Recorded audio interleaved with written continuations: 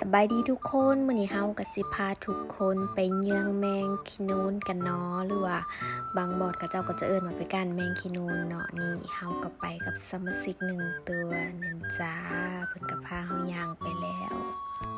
ปึ๊บเฮาก็มาฮอดกกเป้าเลยนี่ก็เห็นเป็น1ตัวเนาะนี่แมงขี้นูนที่เฮามาเยืองเนาะน้องตัวใหญ่แฮงน้องจับอยู่ในใบเป้านี่เนาะเวลาเฮาเยืองไฟใส่น้องก็จะตกจากกกเป้าเนาะนี่เฮาก็เก็บออกไปเลยเนี่ยเหี่ยอีกแล้วนี่เนาะก็จะประมาณนี้นี่ตัวน้องแหลนไวแฮงและนี่เนาะเฮาก็มาเห็นอีกสิเป็นแมงขนูนตัวเทาๆเนาะนี่ซูมให้เบิ่งเลยว่าประมาณนี้และสมาชิกน้อยเฮาเนาะก็บ่ฮู้ว่านางไปขุบอีหยังสงสัยสิขุบเขียดใบหมานแฮงขุบอยู่ปับๆเลยลูก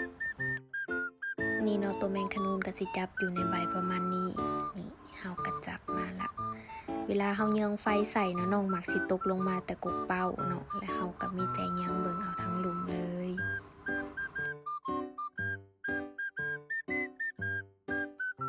นี่เนาะเยืองไปแต่ละกกน้องก็จะหลายแฮงกกหนึ่งบ่ต่ำกว่าตัวหรือ2ตัวเด้อบางเทื่อก็จะหลายกว่านั้นนี่เฮาก็จับปั๊บเลยและเฮาก็ย่างเลาะไปเรื่อยๆเนาะบอนที่เฮาไปจะเป็นกกเป้าแคมป์หวยเด้อนี่เนาะกกเป้าก็สิประมาณนี้เฮาก็เยืองหาเนาะถ้าว่าเห็นน้องเฮาก็จับเลยนี่แล้วเฮาก็มาพออีกกลุ่มเนาะนี่ก็สิประมาณนี้นะน้องให้เบิ่งพร้อมบินอีกนี่ก็จะเป็นแมงสาดเนาะบ้านนี้ว่าแมงสาดบ้านทุกคนว่าหยังเอามาแชร์คอมเมนต์กันได้เด้อนี่เนาะเยื้องขึ้นไปเรื่อยๆก็แบบหลายแห้งในกุกนี้อยู่เป็นคู่เลย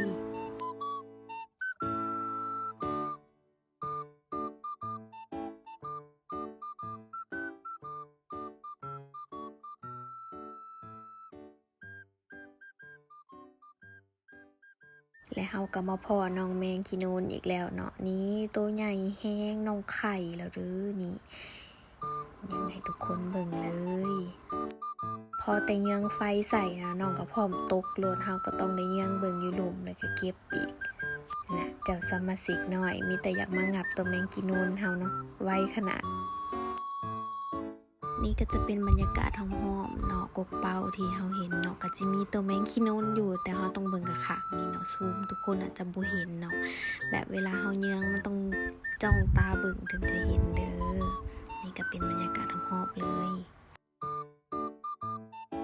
นี่เนาะตัดภาพมาดีกุ๊กนี้คือแบบลายโตแห้งเนาะนี่อยู่เทิงก็มีซองอยู่หลุมอีกนี่เนาะให้ทุกคนเบิ่งเลยว่ากุ๊กกี้นี่หลายแล้วกุ๊กนี่แห้งหลายเด้อทุกคนนะแนมเห็นโดยตาแล้วก็ซองเลย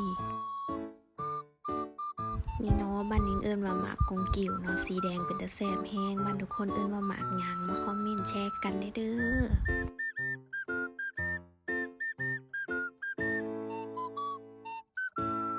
และเฮาก็ย่างสำรวจไปเรื่อยๆเนาะนี่ก็สิมีเพิ่นแล้วก็สมาชิกตัวน้อยเนาะนี่กกเป้าที่เฮาเก็บไปแล้วเมื่อกี้นี้นี่ก็สิเป็นแมงกะนูนที่เฮาจับได้เนาะก็สิประมาณนี้เลยนี่เนาะน้องดินไว้ฝากทุกคนกดไลค์กดแชร์ด้วยนะขอบใจหลาย